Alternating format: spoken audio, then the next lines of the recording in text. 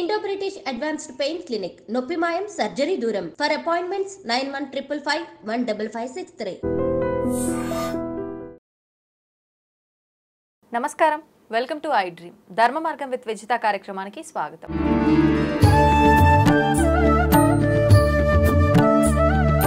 నమస్తే అమ్మా. నమస్తే అమ్మ, ఏకాదశి పెద్దవాళ్ళు చెప్తూ ఉంటారు ఏకాదశి ఉపవాసం చాలా మంచిది అని చెప్పి. అంటే మనం శాస్త్ర ప్రకారంగా తీసుకున్నా సరే, సైన్స్ ఆధారంగా చేసుకొని తీసుకున్నా సరే ఏకాదశి ఉపవాసం అనేది మనకు చాలా మంచిది అని చెప్పి. అయితే ప్రత్యేకించి మనం ఏకాదశి ఉపవాసమే కాదు, పూజా విధానం కూడా చాలా మంచిది అని చెప్పి అంటూ ఉంటారు. ముఖ్యంగా ఈ మార్గశిర మాసంలో వచ్చే ఏకాదశిని మోక్షద ఏకాదశి అని చెప్పి పిలుస్తూ ఉంటారు. అంటే పేరులోనే ఉంది మోక్షం అని చెప్పి. అంటే ఈ ఏకాదశి పూజ చేయటం వల్ల మనం మోక్షాన్ని పొందే అవకాశం ఉంటుందా? ఏంటమ్మా అసలు దాని విశిష్టత గురించి తెలియచేయండి. ప్రతి ఏకాదశికి కూడా సాక్షాత్తు కృష్ణ భగవానుడే యుధిష్ఠిరుడికి చెప్తూ ఉంటాడు అనమాట, ఇది చేస్తే చాలా మంచిది, ఈ ఏకాదశి చేస్తే చాలా మంచిది అని చెప్పి. పేరులోనే మనకుంది మోక్షదా ఏకాదశి అని చెప్పి. అయితే ఇక్కడ ఏం చెప్తారు ఈ మోక్షదా ఏకాదశి నాడు అని అంటే, రాజు చాలా బాధపడుతూ ఉంటాడు అనమాట. తనకి పితృశాపాలు ఉన్నాయా, లేకపోతే తన పెద్దవాళ్ళందరూ కూడా నరకంలో ఉన్నారు, వాళ్ళు సరైన ఆశీర్వాదాలు ఇవ్వలేకపోతున్నారు అని చెప్పి బాధపడుతూ ఉంటాడు. అప్పుడు ఈ ఏకాదశి నాడు చేస్తే కనుక వాళ్ళకి కూడా మోక్షం అనేది కలుగుతుంది, నీకు సరైన ఆశీర్వాదాలు అందుతాయి అని చెప్పి చెప్పడము. ఇంటిలిపాది మోక్షదా ఏకాదశి నాడు ఉపవాసం ఉండి విధి విధానంగా, ఏకాదశి ఎప్పుడు కూడా ద్వాదశితో కూడిన ఏకాదశి ఉండాలి. ఏమండి నిన్న మాకు చెప్పారండి నిన్నే ఏకాదశి అని చెప్తే అలా కాదు. ఏకాదశి ఏ రోజైతే ద్వాదశి నాడు కూడిన ఉందో అదే ఏకాదశి నాడు చేయాలి. నెక్స్ట్ డే ద్వాదశి గడియల్లో పారణ చేసుకోవాలన్నమాట. అంటే ఈ రోజు సగం ఏకాదశి సగం ద్వాదశి ఉండాలి. ద్వాదశి ఎప్పుడైనా 4 సాయంత్రం 5 రానివ్వండి, కానీ ఏకాదశి ద్వాదశి కలిసి ఉండాలన్నమాట. అలా చూసుకొని ఉపవాసం ఖచ్చితంగా ఉండి పారణ అనేది చేసుకోవాలి. అయితే ఈ మోక్షద ఏకాదశి నాడు మాత్రం మీరు పశుపక్షాదులకు కూడా ఏదన్నా పెడితే చాలా మంచిది అనమాట. మీరు పారణ చేసే టైంకి పశుపక్షాదులకు కూడా ఏదైనా పెట్టాలి. అంటే మీరు చూస్తే గనక మనకి విశ్వంలో కనుక మీరు చూస్తే ఎక్కడైనా కూడా ఎవరికైనా సహాయం చేస్తే అది మనకి రెండింతలై తిరిగి వస్తుంది అని ఖచ్చితంగా చెప్పుకోవచ్చు. అంటే భగవంతుడు అన్ని రూపాల్లోనూ ఉన్నాడు కాబట్టి పశుపక్షాదులకు కూడా ఈ ఏకాదశి నాడు పెట్టడం అనేది చాలా మంచిది అనమాట. అలాగే మీరు యుధిష్ఠిరుడికి చెప్తారు కదా కృష్ణ భగవానుడు, అప్పుడు ఏం చెప్తారు అని అంటే, పితృదేవతలందరికీ కూడా మనం ఉపవాసం చేస్తే కనుక మన లీనియేజ్ ఏదైతే ఉందో, చాలా తాతలు ముత్తాతలు వాళ్ళు ఏదన్నా తప్పు చేయకుండా ఎవరు ఉండరు మనిషి అయి పుట్టిన తర్వాత. వాళ్ళు చేసిన మిస్టేక్స్ ఏవైనా కూడా అవన్నీ కూడా ఆ పాపాలన్నీ కూడా ప్రక్షాళన అవుతాయి అని ఖచ్చితంగా చెప్పుకోవచ్చు. అంటే నువ్వు చేసే పూజ నీకే కాదు, నీ కుటుంబానికే కాదు, నీ పైనున్న వాళ్ళకి తర్వాత రాబోయే తరాలకి కూడా ఉపయోగపడుతుంది అని మనం ఖచ్చితంగా ఈ విధానంతో, అంటే ఈ మోక్షద ఏకాదశి కథతో మనం తెలుసుకోవచ్చు అనమాట. అది మరి ఏ రకంగా ఉండాలమ్మా రోజు పూజ చేసే విధానం కానీ, ప్రత్యేకించి ఏకాదశి రోజు ఎటువంటి ఆరాధన, అంటే ఏ భగవంతుడికి ఆరాధన చేయాల్సి ఉంటుంది? మనకి విష్ణుమూర్తికి సంబంధించింది ఏకాదశి పూజ కాబట్టి విష్ణుమూర్తిని అలాగే లక్ష్మీ అమ్మవారిని ఇద్దరిని కూడా చక్కగా పూజించుకొని, ఆ రోజు ఉపవాసం అనేది, అన్నం అనేది అసలు తినకూడదు. సర్వ పాపాలన్నీ కూడా అన్నపురాశిని ఆశ్రయించి ఉంటాయి కాబట్టి ఆ రోజు అన్నం ఎటువంటి పరిస్థితుల్లోనూ తినకూడదు. లేదండి మాకు కొంచెం ఇబ్బందిగా ఉంటుంది, మేము అసలు ఉపవాసం పూర్తిగా ఉండలేము అని అనుకుంటే గనక అన్నానికి సంబంధించింది ఏది తినకుండా మిగతావి ఏమన్నా పాలు కానీ పళ్ళు కానీ అట్లాంటివి ఏమైనా కూడా తీసుకోవచ్చు అనమాట. అలాగే నెక్స్ట్ డే ద్వాదశి టైం చూసుకొని పారణ చేయాల్సి ఉంటుంది. పారణ చేసేటప్పుడు తప్పకుండా గుడికి వెళ్ళడము, అందులో మార్గశిర మాసం వచ్చే ఏకాదశి కాబట్టి తప్పకుండా గుడికి వెళ్ళడము, అక్కడ భగవంతుడికి కొంచెం ఏదైనా సమర్పించడం, అక్కడ పశుపక్షాదులకు అనుకున్నాం కదా బయట ఉన్న వాళ్ళకి యాచకులకి ఏమన్నా ఇవ్వడము, అలాగే అక్కడ ఉన్న ఇప్పుడు మీరు చూసే స్ట్రీట్ డాగ్స్ కానివ్వండి ఇంకేమైనా కానివ్వండి అలా చేయడము. అలాగే ఇంటి బయట కూడా పక్షులకి అని చెప్పి కొంచెం బియ్యపు గింజలు కానివ్వండి ధాన్యపు రాశిని ఒక దాంట్లో పెట్టడం, ఇలాంటివన్నీ చేసుకొని పారణ చేసుకుంటే చాలా మంచిది అనమాట. మోక్షము అంటే ఏంటి, అసలు మళ్ళీ పుట్టుక అనేది లేకుండా ఉండడం అనమాట. అది ఒక్కొక్కసారి ఎలా అంటే ఇది చేస్తేనే మనకి వచ్చేస్తుందా మోక్షం అని అనుకుంటే ఒక్కొక్కసారి ఏమవుతుందంటే నువ్వు ఏ పూజ చేయకపోయినా అనుకోకుండా ఒక గురువు గారి అనుగ్రహం నీకు కలిగిందనుకో, ఆయనే నీ మోక్షానికి దారి చూపిస్తారు. మోక్షము అని అంటే ఫస్ట్ కంచి పరమాచారి గారు గుర్తుకొస్తారు. ఆయన ఒక ఊరికి వెళ్తారనమాట. ఊరికి వెళ్ళినప్పుడు బిల్వ దళాలు కావాల్సి వస్తుంది. ఎలా ఇక్కడ ఊరు చాలా అంటే ఏమి ఉండవు అనమాట. బిల్వ దళాలు ఎవరు తెచ్చిస్తారు మనకి అని అనుకుంటుంటే రోజు బిల్వ దళాలు బుట్టలో ఉంటూ ఉంటాయి. ఎవరు తెస్తున్నారు ఈ బిల్వ దళాలు అని చెప్పి ఒకరోజు కాపు కాస్తాడనమాట. పరివారం అంతా వెళ్తుంది కదా స్వామివారితో. కాపు కాస్తే ఆ చిన్న పిల్లవాడిని పట్టుకుంటాడు ఆ బిల్వ దళాలు. నువ్వా బిల్వ దళాలు ఇచ్చేదంటే వాడు పాపం భయపడతాడు అనమాట. 12 ఏళ్ళు 13 ఏళ్ళు ఉంటాయి. అయితే ఆ పరమాచారి గారి దగ్గర తీసుకొస్తే నువ్వు తీసుకొస్తున్నావు బిల్వ దళాలు, నీకు ఎలా తెలుసు ఇది బిల్వ దళం చెట్టు అని నీకు ఎలా తెలుసు, ఇవి ఎక్కడ దొరుకుతున్నాయి, ఆ చెట్టు అక్కడ ఉంది, అదే బిల్వ దళాల చెట్టు అని నీకు ఎలా తెలుసు అని పరమాచారి గారు అడిగితే నాకు అన్నీ మా నాన్న నేర్పించారు. చిన్నప్పుడే మా అమ్మ పోయింది, మా నాన్నే నాకు అన్నీ అవి నేర్పించారు. ఆయన సంగీతం కూడా నేర్పించారు నాకు. ఆయనే ఈ మధ్య ఆయన కూడా పోయాడు అని చెప్తాడు. పాపం సరేలే అని పాట పాడు అంటే పాట కూడా పాడతాడు. తర్వాత ఆయన అడుగుతారు నీకు ఏం కావాలి మరి ఇంత చేస్తున్నావు కదా అంటే ఆ చిన్నపిల్లవాడు ఏమడుగుతాడు తెలుసా, నాకు మోక్షం కావాలి అని అడుగుతాడు. అసలు వాడికి ఏం తెలుసు అని ఆ ఏజ్ లో మోక్షం అని అడుగుతున్నాడు. తల్లిల పెంపకం. ఆయన సంగీతంతో భగవంతుడిని ఎలా ఆరాధించాలి, ఎలా పూజించాలని చెప్పుకుంటూ వచ్చాడు కదా, ఆ పెంపకం అన్నమాట. అయితే సరే అని అంటారు స్వామివారు. ఓకే అని అంటారు. అతనికి ఏం కావాలో అది చూడండి అని చెప్తారు. కొన్నాళ్ళు అయిన తర్వాత అతనికి 50 సంవత్సరాలు ఎంత వచ్చి ఉంటాయి అనమాట. ఈ పరమాచారి గారు కూర్చొని ఆయన ఎక్కడైతే స్నానం చేస్తూ ఉంటారో ఆ కొలంలో 6 సార్లు మునుగుతారు స్పీడ్గా. 6 సార్లు మునిగితే ఆ పక్కన ఉన్న వాళ్ళకి డౌట్ వస్తుంది, ఏంటి ఇలా చేస్తున్నారు స్వామివారు అని చెప్పి బయటకు వచ్చిన తర్వాత ఎందుకు అలా చేశారు అని అడుగుతారు. పరివారం అడుగుతారు. అడుగుతున్నప్పుడు ఆయన చెప్తారు, మనం బలానా ఊరికి వెళ్ళాం కదా, ఆ చిన్న పిల్లవాడు మోక్షం కావాలన్నాడు కదా, వాడు పరమపదించాడు, వాడికి ఇంకా 6 జన్మలు ఉన్నాయి, కామాక్షిని అడిగాను మోక్షం ఇమ్మని అని అంటారు. చూడు అంటే మనం అనుకుంటాం ఏమిటి ఒక్క ఏకాదశి నాడు చేసేస్తే మోక్షమా అనుకుంటాం. బిల్వ దళాలు తెచ్చిచ్చినందుకు పరమాచార్య గారి అంతటి జగద్గురువులు అవును మోక్షాన్ని ఆ అబ్బాయికి వచ్చేటట్టుగా చేశారు అవునా కదా. అంటే ఏంటంటే మనం ఒక్కనాడు చేసిన మనస్ఫూర్తిగా కనుక చేస్తుంటే భగవంతుడికి తప్పకుండా ఎటువంటి పరిస్థితుల్లోనూ ఆ పని అయ్యేటట్టుగా భగవంతుడు సహకరిస్తాడు, విశ్వం కూడా సహకరిస్తుంది అని చెప్పుకోవచ్చు. అందుకే పశుపక్షాదులకు కూడా ఖచ్చితంగా మోక్షదా ఏకాదశి నాడే నువ్వు పశుపక్షాదులకు ఎందుకు పెట్టాలని అన్నారు అంటే నువ్వు ఎక్కడైతే యూనివర్స్కి హెల్ప్ చేస్తూ ఉన్నావు, ఎక్కడైతే నువ్వు ఇవి కూడా నాతో పాటు సమానం అనుకుని వాటికి సహాయం చేయాలని చెప్పి ఉపక్రమించావో అప్పుడే విశ్వం కూడా నీకు హెల్ప్ చేయడానికి ప్రయత్నం చేస్తుంది అనేది. నువ్వు ఏదైతే ఇస్తావో అదే నీకు వస్తుంది అంతే కదా. కాబట్టి అది నీకు 2 కాదు 10 వస్తుంది. అలాంటిది ఇంకా ఇలాంటి మంచి రోజులప్పుడు ఇలాంటి మంచి తిథులప్పుడు ఇంకా కలిసి వస్తుంది అని ఖచ్చితంగా చెప్పుకోవచ్చు. అయితే ప్రత్యేకించి మనం ఏదైనా ఉపవాసాలు ఉన్న రోజు, ప్రత్యేకమైన ఇలాంటి పండగల రోజు, పర్వదినాల రోజు దాన ధర్మాలు కూడా ఎక్కువగా చేయాలంటుంటారు కదమ్మా. అలా ఈ ఏకాదశి రోజు మనం ఏమైనా దాన ధర్మాలు చేయాల్సింది ఉందంటారా? ఇలాంటి ధర్మ సందేహం నాకు మొన్న ఏకాదశికి వచ్చింది. అవునా?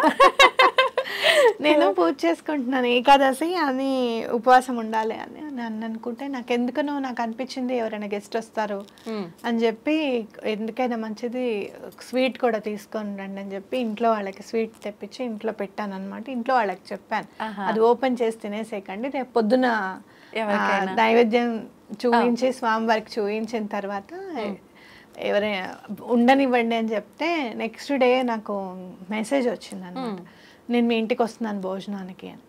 మరి ఏకాదశి ఉపవాసం ఇంటికి వచ్చిన అతిథికి తప్పకుండా పెట్టాలి. ఆ రోజు మేము ఏకాదశి అండి ఉపవాసం అండి మేము పెట్టాము అని అంటే కుదరదు. నువ్వు చేస్తున్నావు ఉపవాసం, వాళ్ళు చేయడం లేదు.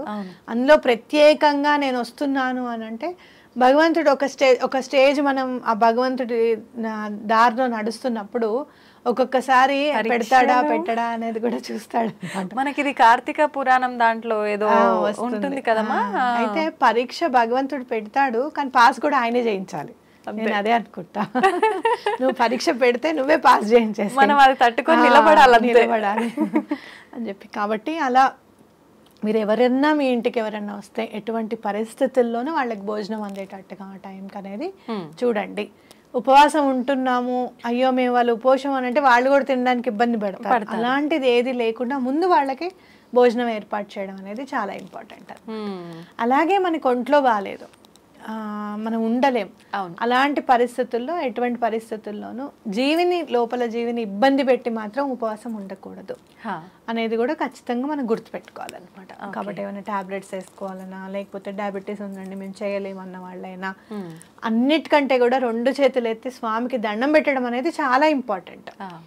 అలాగే ఇప్పుడు మనకి మోక్షద ఏకాదశి నాడు చూస్తే కనుక గీతా జయంతి కూడా ఆ రోజు అనమాట. భగవద్గీత అవతరించింది రోజు కూడా, స్వామి అర్జునుడికి చెప్పింది కూడా ఆ రోజే అని చెప్పి మనం తెలుసుకోవాలి. ఆ రోజే గీతా జయంతి అనమాట. కాబట్టి భగవద్గీత అని అంటే భగవంతుడు మనని ఎలా మనం నడుచుకోవాలి అనేది, మనకి మేనేజ్మెంట్ స్కిల్స్ అనేది ఆయన ముందే చెప్పాడు అనమాట. ఇది ఇలా బ్రతుకు అని చెప్పి. కాబట్టి అసలు భగవద్గీత అంటే ఏమిటి అనేది కూడా మనం తెలుసుకోవడము. అలానే మీరు ఇంట్లో గనక మన ఇంట్లో గీత ఉంటే మనకి ఎంతసేపు భగవద్గీత అని అంటే ఎవరో పోయినప్పుడు వినిపించేది అనేది మనం అనుకుంటుంటాం. అలా కాకుండా భగవద్గీత ఇంట్లో లేకపోతే కనుక తప్పకుండా తీసుకురావడము. అలా తీసుకునేటప్పుడు 2 బుక్స్ తీసుకొని ఒకళ్ళకి ఎవరికన్నా ఆ రోజు మీకు తెలిసిన వాళ్ళకి బుక్ దానం చేయడం, గిఫ్ట్గా ఇవ్వడం అనేది కూడా చాలా ఇంపార్టెంట్ అన్నమాట.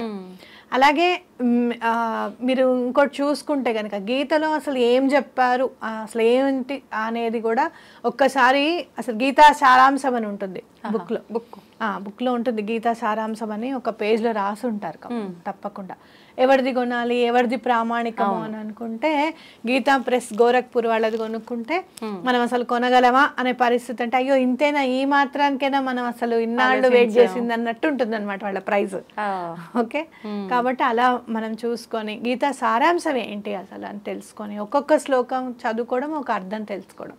అలా నెమ్మదిగా మనం పిల్లలతో చెప్పి నీకు ఇదేం అర్థమైంది, దీన్ని బట్టి నీకు ఈ తాత్పర్యంతో నువ్వు ఎలా చెప్పాలనుకుంటున్నావు అని గనక మనం ఎవ్రీ సండే పిల్లలతో కూర్చొని మాట్లాడితే వాళ్ళ స్కిల్స్ కూడా పెరుగుతాయి.